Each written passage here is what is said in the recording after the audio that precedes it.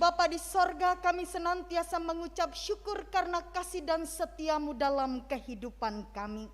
Kami mengucap syukur karena kami senantiasa memiliki kesempatan untuk memuji dan memuliakan namamu, bahkan kesempatan untuk mendengarkan kebenaran firman-Mu. Urapi hati dan pikiran kami pada saat ini melalui Roh-Mu yang kudus, sehingga pemberitaan firman Tuhan ini memberikan kekuatan baru, semangat baru, iman, pengharapan yang diperbaharui di dalam Tuhan. Ini doa kami. Kami serahkan di dalam nama Yesus Kristus yang adalah Tuhan dan Juru Selamat kami. Amin. 1 Korintus pasal yang ke-7, ayat yang ke-17 sampai yang ke-24, hidup dalam keadaan seperti waktu dipanggil Allah. Demikian bunyi firman Tuhan. Selanjutnya, hendaklah tiap-tiap orang tetap hidup seperti yang telah ditentukan Tuhan baginya, dan dalam keadaan seperti waktu ia dipanggil Allah. Inilah ketetapan yang kuberikan kepada semua jemaat. Kalau seorang dipanggil dalam keadaan bersunat, janganlah ia berusaha meniadakan tanda-tanda sunat itu. Dan kalau seorang dipanggil dalam keadaan tidak bersunat, janganlah ia mau bersunat. Sebab bersunat atau tidak bersunat tidak penting. Yang penting ialah mentaati hukum-hukum Allah. Baiklah, tiap-tiap orang tinggal dalam keadaan seperti waktu ia dipanggil Allah. Adakah engkau hamba waktu engkau dipanggil? Itu tidak apa-apa. Tetapi jikalau engkau mendapat kesempatan untuk dibebaskan, pergunakanlah kesempatan itu. Sebab seorang hamba yang dipanggil oleh Tuhan dalam pelayanannya adalah orang bebas milik Tuhan. Demikian pula orang bebas yang dipanggil Kristus adalah hambanya. Kamu telah dibeli dan harganya telah lunas dibayar. Karena itu, janganlah kamu menjadi hamba manusia. Amin. Bapak, Ibu, saudara-saudara yang terkasih di dalam Tuhan Yesus Kristus. Tema dari pemberitaan firman Tuhan hari ini, berharga karena Kristus. Mengapa kita berharga? Ini pertanyaan pertama untuk kita renungkan. Dan jawabannya terletak pada ayat yang ke-23. Kamu telah dibeli dan harganya telah lunas dibayar. Dibeli dengan apa? Bukan dengan uang, emas, perak atau permata, tetapi dengan darah dari Putra Allah yang kudus, yang tercurah melalui sebuah pengorbanan yang begitu menyakitkan di atas kayu salib. Penderitaan yang seharusnya ditanggung oleh kita, tetapi kemudian harus ditanggung olehnya untuk menyelamatkan kita. Maka setiap kita manusia memiliki nilai yang setara dengan darah anak domba Allah. Itulah sebabnya mengapa setiap orang berharga di mata Allah.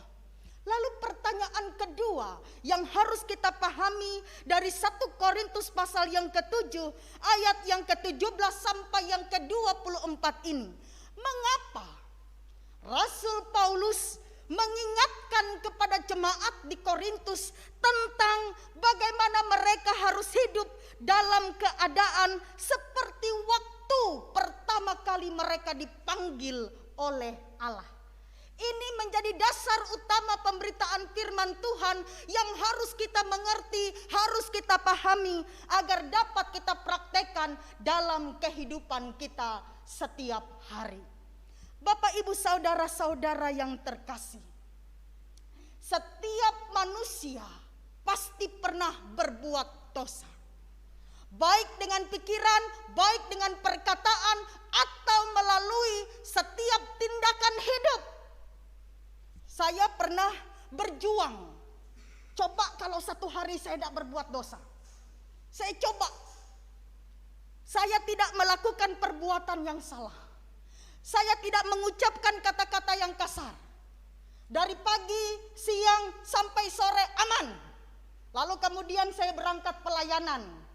ke lingkungan di mana saya dipercaya sebagai pendeta lingkungan. Di jalan saya hampir diserempet orang, Bapak Ibu. Ketika hampir diserempet, saya tetap mampu menjaga mulut saya. Tapi dalam pikiran saya, sialan ibu ini, nggak tahu dia harga kaki ini mahal. Jari kaki saya hampir ditabrak.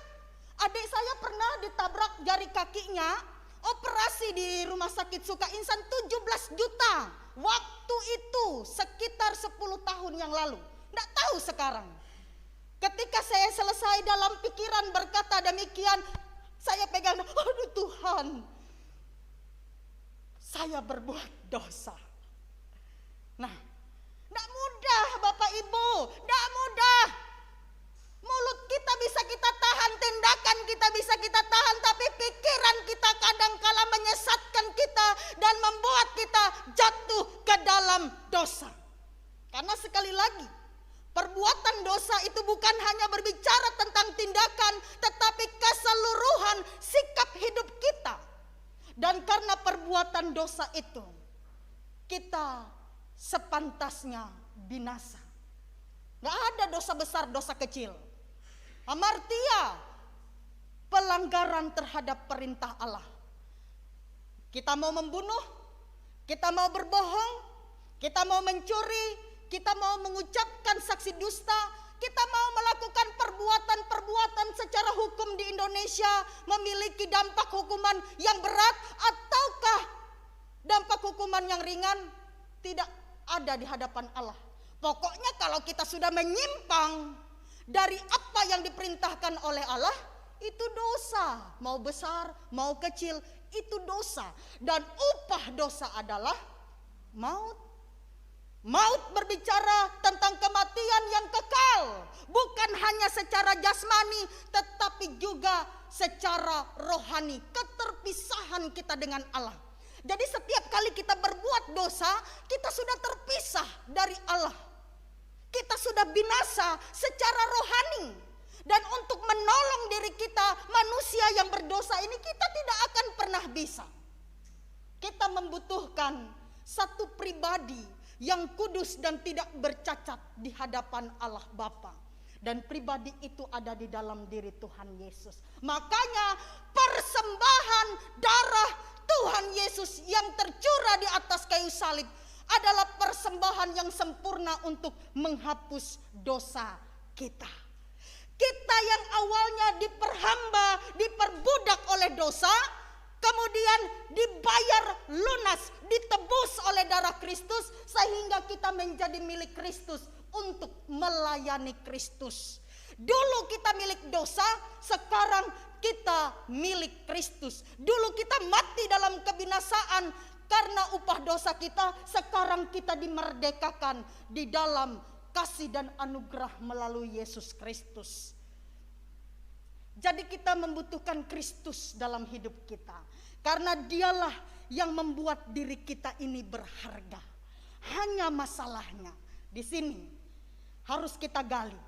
Mengapa Rasul Paulus mengingatkan jemaat di Korintus, mereka harus berada dalam keadaan seperti pada awal mereka dipanggil oleh Allah, dikuduskan, disucikan, menjadi milik Allah yang berharga dan mulia. Mengapa mereka harus kembali kepada posisi semula? Bapak Ibu, bila kita membaca di dalam 1 Korintus, baik dimulai dari pasal yang pertama sampai terakhir, coba lihat, coba perhatikan surat yang ditulis oleh Rasul Paulus kepada jemaat di Korintus ini. Ada banyak sekali masalah yang terjadi dalam kehidupan jemaat. Saya mencatat pasal pertama, ada perpecahan di antara umat Allah. Pokoknya kelompok saya yang baik, kelompok yang lain kami yang terbaik. Tidak mungkin, kata Rasul Paulus, tubuh Kristus itu terpecah-pecah. Kita memanggil Yesus Kristus sebagai Tuhan dan Juru Selamat kita, Bapa di sorga sebagai Bapa kita. Tidak mungkin kita terpecah belah. Jadi setiap orang yang mengaku percaya kepada Allah itu sama berharga dan mulia di hadapan Allah. Jadi kalau ada orang menganggap dirinya lebih baik, kelompoknya lebih baik, dia perlu belajar bagaimana manusia itu berharga di mata Allah dengan harkat dan martabat yang sama. Ya, ini masalah pertama. Mereka hidup dalam perpecahan, mereka hidup dalam perselisihan. Ada yang menganggap dirinya lebih baik sehingga yang ditonjolkan adalah kesombongan. Tidak ada yang rendah hati. Sedangkan Kristus saja mau merendahkan dirinya, mati dengan cara yang begitu kejam, begitu hina, supaya kita yang hina ini diangkat, dilayakkan menjadi berharga dan mulia. Lah kita kenapa kita tidak bisa meniru keteladanan yang diberikan oleh Kristus? Ini masalah pertama. Lalu masalah yang kedua, ada banyak orang percaya yang ada di Korintus atau jemaat Kristen pada waktu itu yang masih hidup sama seperti dunia. Mereka ada di Korintus, mereka percaya kepada Kristus, tetapi mereka terpengaruh oleh gaya hidup orang-orang Korintus yang tidak mengenal Allah. Seharusnya orang yang percaya, ia mempengaruhi orang yang tidak mengenal Allah supaya hidup yang takut akan Allah itu dilihat orang. Tadi dalam pengakuan dosa saya baca, supaya hidup kita ini berdampak. Orang melihat Kristus di dalam diri kita. Jangan orang bilang mau Kristen, mau ini, mau itu, sama saja kelakuannya. Lalu apa bedanya kita dengan orang-orang yang tidak mengenal Kristus? Ini masalah jemaat di Korintus, hidup dalam keinginan daging dan hawa nafsu duniawi. Mereka hidup dalam percabulan. Sama seperti orang yang tidak mengenal Kristus di Korintus. Mereka hidup dalam perselisihan. Mereka tidak setia kepada pasangan. Pasal yang ke-7 tentang pernikahan. Nasihat tentang pernikahan diberikan oleh Rasul Paulus. Tidak setia mereka. Semua hal yang dilakukan oleh jemaat di Korintus ini rupanya menyakiti hati Allah. Membuat Rasul Paulus perlu untuk memberikan nasihat kepada mereka agar mereka ingat, kita ini bukan hamba dosa lagi, tapi kita ini hamba Kristus. Kita ditebus, kita diambil untuk menjadi layak dan berharga supaya kita memberikan seluruh hidup kita kepada Kristus. Apa yang dapat kita pelajari? Relevansi dalam kehidupan kita pada masa sekarang ini. Bapak, Ibu, saudara-saudara yang terkasih, dikatakan dalam liturgi kita pada hari ini, kita ini segambar dan serupa dengan Allah. Imago Dei, Selem Demut, memiliki pikiran, perasaan dan kehendak seperti Allah dengan tingkat kualitas yang sama seperti Allah. Jadi kita diciptakan seperti itu, sempurna seperti Bapa di sorga. Aduh Bu, tidak mungkin Bu kita sempurna. Kita ini manusia, sering tidak mendengar. Tidak mungkin kita sempurna, kita ini manusia. Kesempurnaan hanya milik Allah. Betul. Tapi itu bukan Alkitab yang mengatakan. Alkitab firman Tuhan dalam Matius pasal yang ke-5 ayat yang ke-48. Hendaklah kamu sempurna sama seperti Bapamu yang di sorga adalah sempurna. Ketika Allah ingin menciptakan kita, dia tidak berkata jadilah terang, maka terang itu jadi. Jadilah petang, maka petang itu jadi. Tidak seperti itu. Tetapi Allah berkata dalam Kejadian pasal yang ke-26-27. Marilah kita menjadikan manusia segambar dan serupa dengan kita. Memiliki kualitas diri seperti Allah. Rasul Paulus mengatakan kepada kita, kita ini manusia Allah. Diri Allah itu terpancar melalui hidup kita. Jadi kalau orang bilang, aduh percuma dia itu pendeta. Lebih baik pendeta ya, karena saya. Di mimbar dia khotbahnya bagus tapi kelakuannya tidak sesuai. Pernah tidak dengar seperti itu? Aduh percuma dia jadi singer. Tiap hari nyanyi firman Tuhan, aku mengasihi Engkau Tuhan, aku mencintai Engkau Tuhan. Keluar dari tempat ibadah, hidupnya tidak sesuai dengan pujian yang dinaikkan. Jangan marah ya. Kita memberi diri kita, memberi hidup kita, waktu, tenaga kita, harta, benda, uang kita. Tapi kemudian hidup kita tidak berkenan di hadapan Allah. Bukan orang yang berseru Tuhan, Tuhan yang akan masuk kerajaan sorga, tetapi mereka yang melakukan kehendak Bapakku yang di sorga. Ini Tuhan Yesus yang ngomong. Jadi mari kita renungkan hidup kita. Tuhan, aku ini sudah berkenan enggak di hadapan-Mu?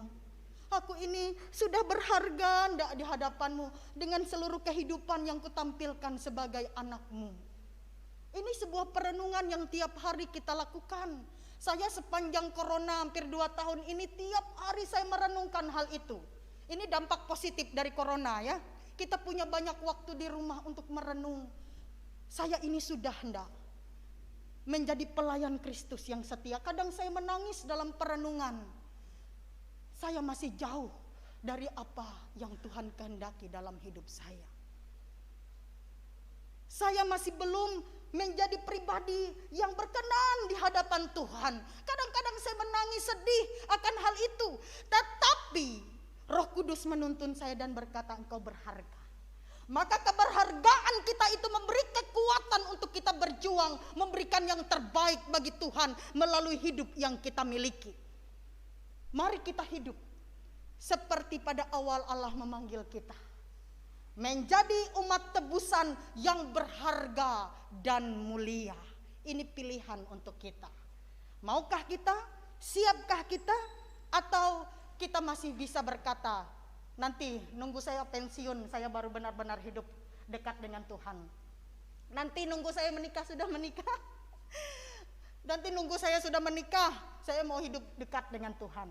Nanti nunggu saya punya banyak duit, baru saya dekat dengan Tuhan. Nanti nunggu saya sukses. Hati-hati Bapak Ibu, bukan menakuti. Beberapa minggu ini saya kurang tidur. Pas pagi hari bangun, ya WA dibuka, ada yang meninggal. Benar enggak? Ada yang meninggal.